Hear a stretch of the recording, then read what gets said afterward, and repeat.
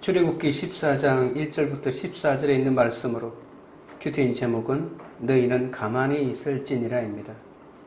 14장은 바로의 군대가 이스라엘 자손을 배수진으로 몰아넣는 과정에서 발생하는 위기와 대반전을 보도합니다. 하나님은 이스라엘의 출애굽 방향을 홍해의 광약길로 인도하십니다. 홍해는 히브리어로 얌수포입니다. 이 단어가 붉은 바다란 뜻의 홍해로 불리는 것은 구약 성경을 헬라어로 번역한 70인역과 라틴어 성경이 홍해라고 번역했기 때문입니다. 원래 얌수프는 갈대바다입니다. 얌은 바다라는 말이고 수프는 파피루스, 갈대라는 뜻입니다. 갈대는 호수나 습지에서 자라는 식물이지 소금기가 있는 바닷가에서는 자라지 않습니다. 그래서 갈대바다를 홍해라고 하기에 어려움이 있기도 합니다.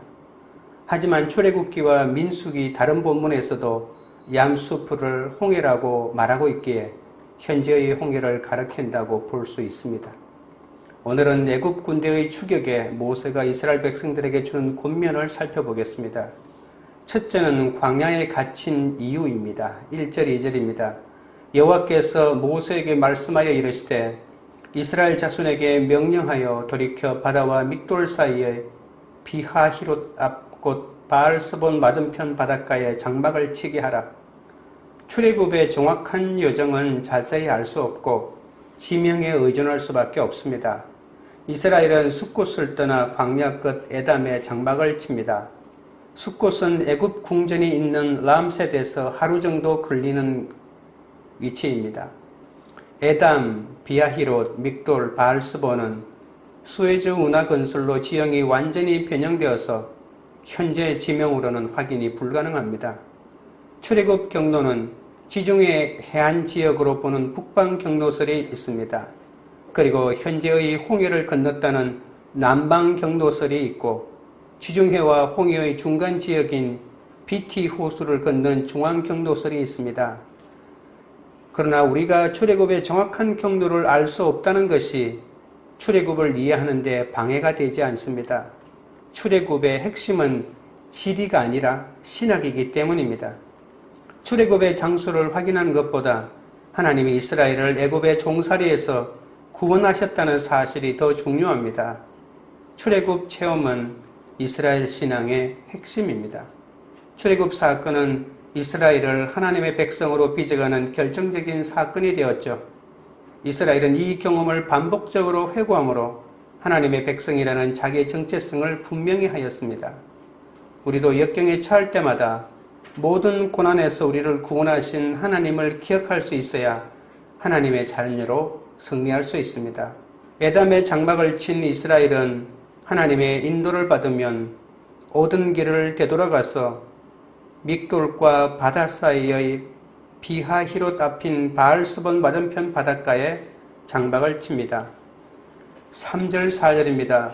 바로가 이스라엘 자손에 대하여 말하기를 그들이 그 땅에서 멀리 떠나 광야에 갇힌 바 되었다 하리라. 내가 바로의 마음을 완악하게 한즉 바로가 그들의 뒤를 따르리니 내가 그와 그의 온 군대로 말미암아 영광을 얻어 애굽 사람들이 나를 여호와인 줄 알게 하리라 하시매 우리가 그대로 행하니라. 하나님은 바로의 군대를 유인하기 위해 이스라엘에게 바다와 믹돌 사이의 비하히롯 앞 바알스본 맞은편 바닷가에 장막을 치게 한 것이죠. 바로가 이스라엘 자손이 애굽 땅에서 멀리 떠나더니 결국 광야에 갇혔다라고 오해하도록 일종의 연막 전술입니다. 광야로 도망가던 이스라엘이 다시 애굽 쪽으로 돌아오고 있기에 바로에게는 길을 잃고 갈팡질팡하는 것처럼 보였다는 말입니다.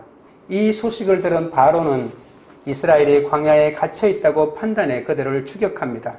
가던 길을 돌이켜 바히롯 앞 믹돌과 바다 사이에 진을 치도록 지시받은 이스라엘 자손들도 더 멀리 도망가야 하는데 바로의 사정권에서 안전할 만큼 멀리 도망치지 않고 오히려 바로의 추격을 촉진하는 듯한 돌아가라고 하는 명령에 당황합니다. 하나님은 모세에게 노선 변경이 바로가 추격하도록 하기 위한 것이라고 말씀하십니다. 하나님은 바로와 그의 군대로 인해 영광을 얻어 애굽 사람들이 여호와를 이스라엘의 하나님인 줄로 깨닫게 해주고 싶었던 것이죠. 하나님의 소원처럼 애굽 왕과 그를 따르는 무리들은 하나님께서 쳐놓으신 덫으로 질주하듯 빨려 들어옵니다. 말씀대로 따랐을 뿐인데 전보다 상황이 좋지 않고 심지어 위기를 맞은 것 같을 때가 있습니다. 때로는 악한 자들이 악한 대로 살도록 하나님은 내버려 두시기도 합니다. 그러나 하나님은 그 모든 것으로 그분의 백성을 훈련하시고 당신의 영광을 드러내십니다. 이스라엘뿐만 아니라 애굽에게도 하나님이 여호와이심을 나타내실 원대한 계획을 하나님이 갖고 계신 것이죠. 적용 질문 드립니다. 말씀대로 순종했는데 위기를 맞은 적이 있습니까? 힘들어도 끝까지 말씀대로 순종하면 그 가운데 하나님의 영광이 나타날 줄 믿습니까? 둘째는 애굽의 추격입니다. 5절입니다.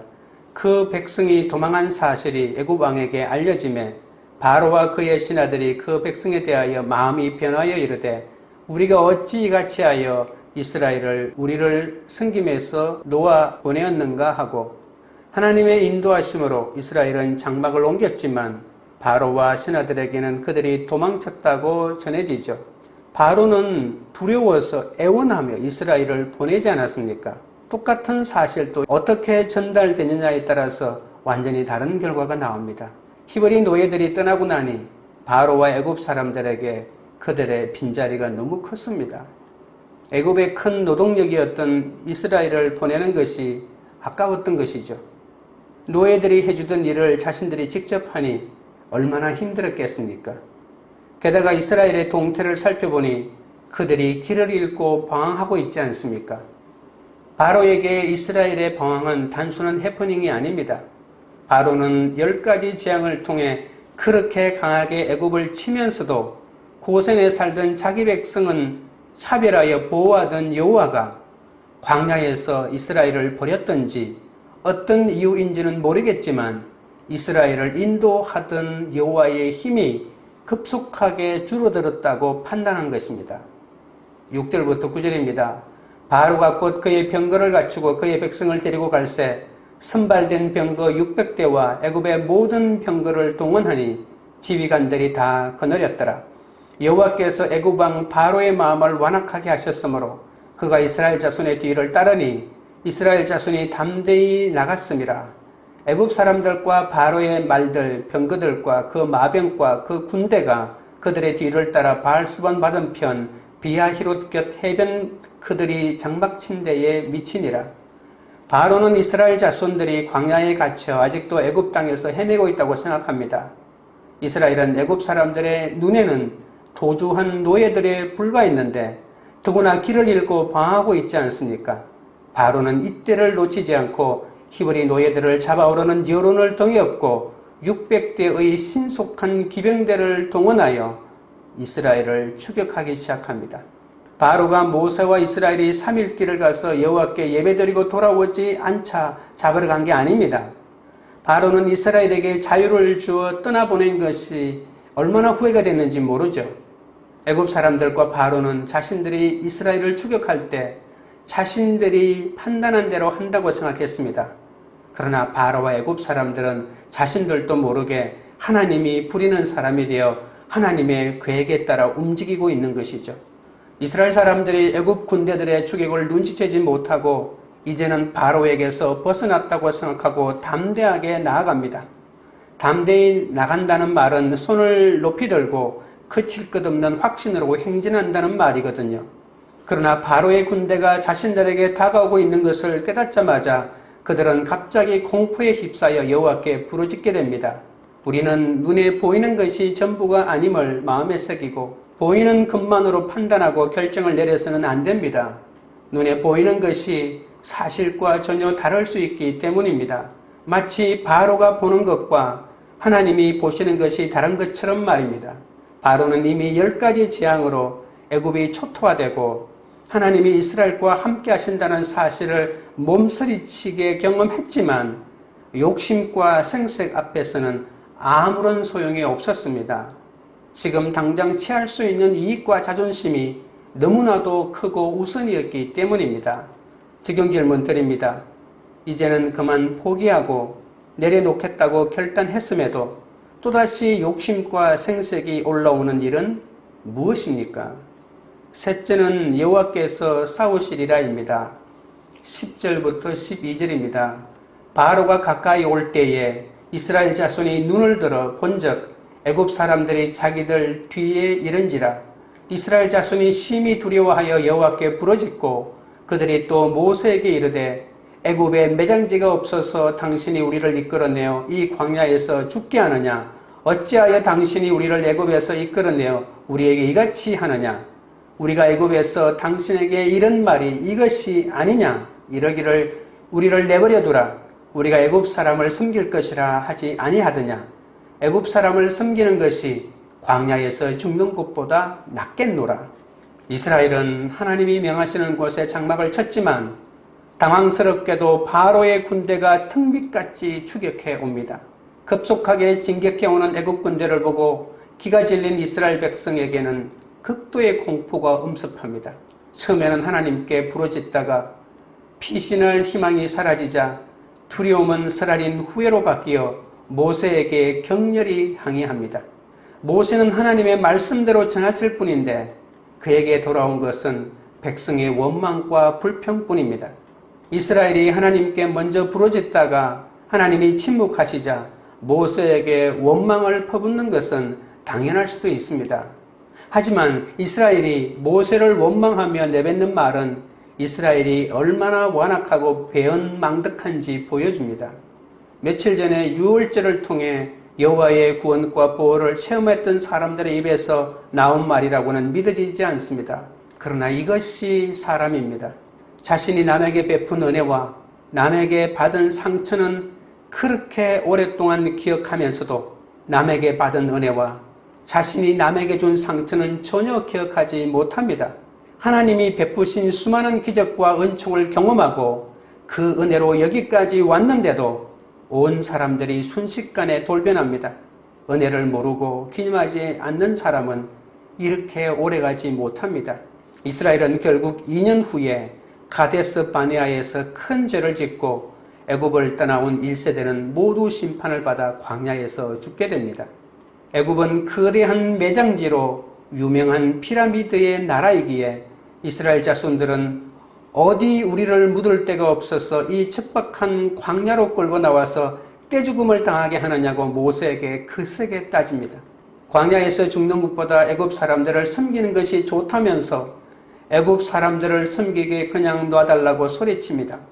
모세에게 퍼부어진 3가지 질문들은 이스라엘 백성들의 공포와 괴로움을 생생하게 전해줍니다. 그러나 동시에 그들의 무의식 속에 잠재되어 있던 노예 근성 또한 표출합니다. 하나님을 섬겨야 할 사람들이 위험에 처하자 노예로 애굽 사람을 섬기던 이전의 삶으로 되돌아가려고 합니다. 불투명하고 위험한 미래보다는 굴욕적이긴 하지만 현재의 생존이 부담된 현실을 택하려고 하고 있는 것이죠.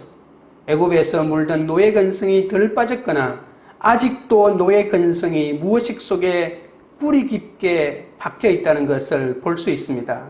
하나님은 분명히 4절에서 바로와 그 군대를 물리침으로 주님의 영광을 드러낼 것이라고 말씀하지 않았습니까? 그런데도 그 말씀을 전혀 기억하지 못합니다. 애굽 군대가 쫓아오면 모든 것이 하나님의 뜻대로 되고 있음을 깨닫고 하나님의 승리와 영광을 기대하면서 감사와 영광을 돌려야 하지 않습니까? 그런데 오히려 애국 군대가 쫓아오지 않는 것이 말씀대로 되지 않는 것이기 때문에 오히려 걱정해야 되지 않겠습니까? 이스라엘은 걱정할 때와 찬양할 때를 전혀 구분하지 못하고 있습니다. 13절 14절입니다. 모세가 백성에게 이르되 너희는 두려워하지 말고 가만히 서서 여호와께서 오늘 너희를 위하여 행하시는 구원을 보라. 너희가 오늘 본 애굽 사람을 영원히 다시 보지 아니하리라. 여호와께서 너희를 위하여 싸우시리니 너희는 가만히 있을지니라. 모세는 너희는 두려워하지 말고 가만히 서서 여호와께서 오늘 너희를 위하여 행하시는 구원을 보라며 그들의 시선 방향을 하나님 쪽으로 돌립니다. 진퇴양난에 처했을 때 하나님의 백성들이 의식해야 할 유일한 대상은 철저히 무정하고 뒤쫓아오는 추격자나 옴짝달싹 못하게 하는 눈앞의 장벽이 아닙니다. 이 싸움은 여호와께서 대신 싸워주시는 여호와의 싸움이라는 믿음으로 똘똘 뭉쳐 나의 용사이신 여호와를 보아야 합니다. 모세는 여호와께서 너희를 위하여 싸우시리니 너희는 가만히 있을지니라고 담대히 외칩니다. 이스라엘 백성들은 오늘 본 애굽 사람을 다시는 영원히 보지 못할 것입니다. 애굽 사람들은 그들이 노예살이 할 때의 주인들 아닙니까? 노예가 주인을 다시 보지 못한다는 말은 애굽 사람들이 수장되어 죽을 것이라는 뜻도 있지만 이스라엘 백성들의 노예 근성도 홍해 바다에 함께 수장될 것이라는 것을 말해줍니다. 이스라엘 백성들은 홍해를 건너므로 옛 모습을 수장하고 새롭게 태어나야 합니다. 그래서 신약 성경에 오면 바로 이스라엘 백성들이 홍해를 건넌 것이 바로 세례다라고 이렇게 말하고 있지 않습니까? 하나님의 백성들은 노예가 아닌 자유인으로 하나님만을 섬겨야 합니다. 모세는 이스라엘 백성들의 불신을 책망하는 것이 아니라 격려와 확신에 찬 권면을 하고 있습니다. 모세는 백성들이 원망하면 하나님께 왜 나를 힘들게 하십니까? 라고 항의하던 사람 아닙니까? 그런데 지금은 침착하게 하나님의 말씀으로 이스라엘 백성들을 다독거립니다. 모세가 보여준 지도력 가운데 가장 빛나는 순간입니다. 호렙산에서 애굽으로 내려가 이스라엘을 구원하라는 하나님의 명령 앞에서 저는 못합니다라며 거부했던 모세가 일그러진 자가 치유되자 탁월한 지도력을 발휘합니다.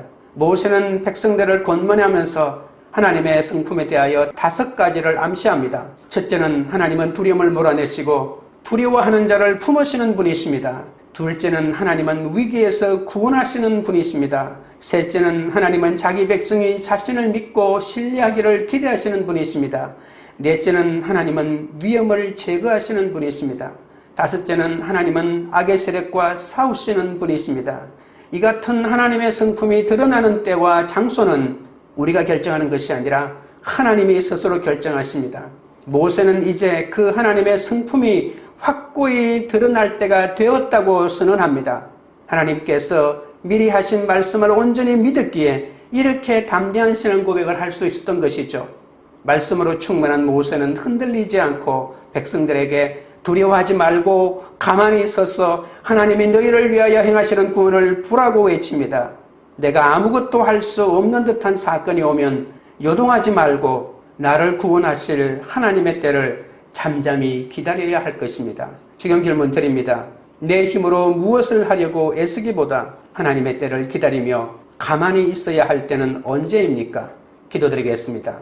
하나님 아버지, 말씀대로 따랐지만 악한 자들이 악한 대로 살도록 내버려 두어 상황이 전보다 좋지 않고 위기를 맞을 때가 있다고 했습니다. 말씀대로 순종했는데 위기를 맞았다며 불평한 적이 얼마나 많은지 저를 용서하여 주시옵소서. 하나님은 그 모든 것으로 저를 훈련하시고 당신의 영광을 드러내시려고 계획하고 있음을 깨닫게 하여 주시옵소서.